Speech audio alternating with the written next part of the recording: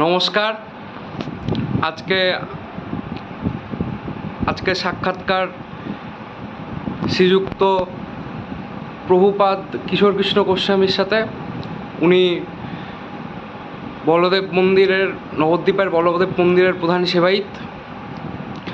আজকে উনি নবদ্বীপ বলদেব বাড়ি সম্বন্ধে দু চার কথা আমাদের সামনে তুলে ধরবে। নবদ্বীপটা একটা প্রাচীন শহর, কিন্তু গঙ্গার টানাপোড়েনে নবদ্বীপ শহর একটা অনেক ওঠাপড়া হয়েছে। তা কথিত আছে আমাদের মন্দিরটা যে জায়গায় অবস্থিত এখন, ওদিকটা দিয়ে অনেকটা গঙ্গার প্রবাহ ধারা ছিল। পরবর্তীকালে আবার চর হয়ে আবার জনবসতি স্থাপন হয়েছে। আজ থেকে 350 বছর আগে বা 300 বছরের কাছাকাছি সময় ওই বড় আকড়ার তোতারাম দাস মহারাজের, বাবাজি মহারাজের সমাধি ওখানে রয়েছে। ওটা রাজার কর্তৃক প্রেরিত হন এবং পরবর্তীকালে এদিকে বসতি গড়ে ওঠে। 1905 সালে বলদেব মন্দির গানতলা রোডে স্থাপন করেন প্রভুপাদ রমণীমোহন গোস্বামী। আমাদের ধারাটা হচ্ছে নিত্যানন্দ বংশ। আমরা নবদ্বীপের শিবাসঙ্গ, মদনমোহন মন্দির, বলদেব মন্দির এবং পাশে শ্যামসুন্দর মন্দির আছে। এরা নিত্যানন্দ বংশ। ধর্মপ্রচারের উদ্দেশ্যে অবিভক্ত বঙ্গদেশে আমাদের কয়েকজন পূর্বপুরুষ যায়। পরবর্তীকালে আবার বাংলাদেশ থেকে এসে নবদ্বীপে স্থাপিত হয়। যেমন এই পাশে আছে প্রভু প্রাণগোপাল কর্তৃক প্রতিষ্ঠিত মদনমোহন মন্দির, প্রভু রমণীমোহন কর্তৃক প্রতিষ্ঠিত বলদেব মন্দির।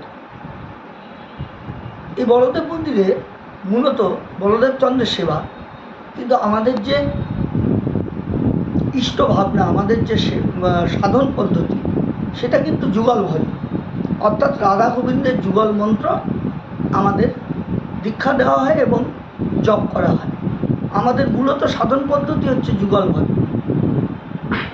কালিন্দির কুলে কেলি, কদম্বিনী বন, রতন বেদির ওপর বসাবো দুজন, গাথিয়া মালতীর মালা, দেব দোয়ার গলে, অধরে তুলিয়া দিব কর্পূর থাম্বুল।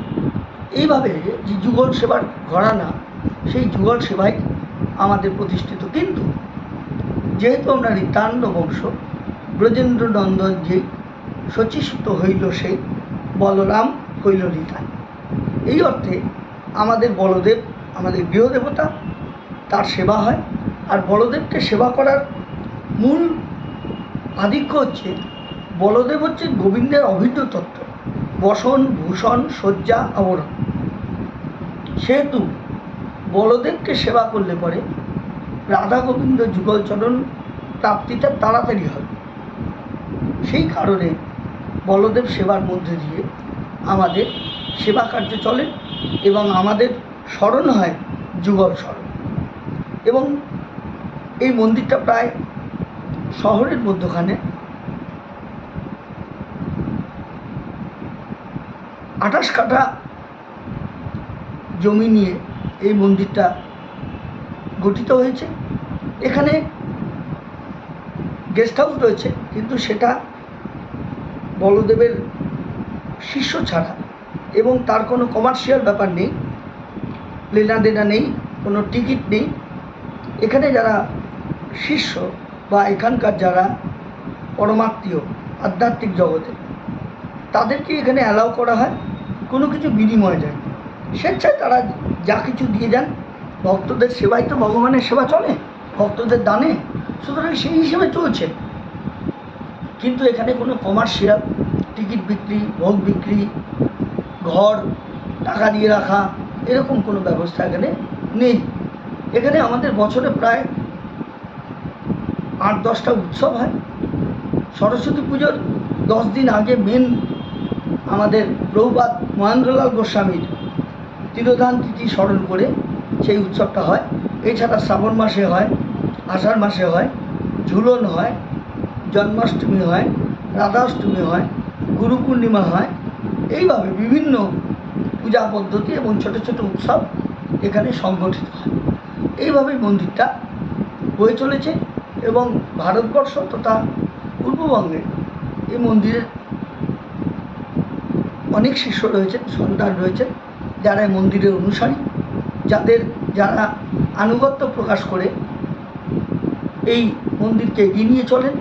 এবং আমরা দুই ভাই, প্রভুপাদ রতন কৃষ্ণ গোস্বামী এবং আমি কিশোর কৃষ্ণ গোস্বামী, আমরা দুজনেই এই মন্দিরের প্রধান সেবাই এবং আমাদের দ্বারাই পরিচালিত হয়। এর আগে আমার পিতৃদেব প্রভুপাদ জীবন কৃষ্ণ গোস্বামী বা তিনি অনেক সংগ্রাম করে, কষ্ট করে, পরিশ্রম করে এই বলদেব মন্দিরকে নবদ্বীপ মাঝে একটা অন্যতম মাত্রা যোগ করেছে। এইভাবেই মন্দির চলে আসছে এবং মন্দিরে 5 বার ভোগ, 5 বার আরতি এবং ঠাকুরের শৃঙ্গার ইত্যাদি ইত্যাদি হয়, সেবা পূজা হয়, কীর্তন আদি প্রতিদিন সন্ধ্যাবেলা হয় এবং এইভাবেই মন্দির ধীরে ধীরে আমাদের জনমানুষের মধ্যে এক অন্যতম প্রভাব বিস্তার করেছে। জয় গুরু, জয় নিতাই।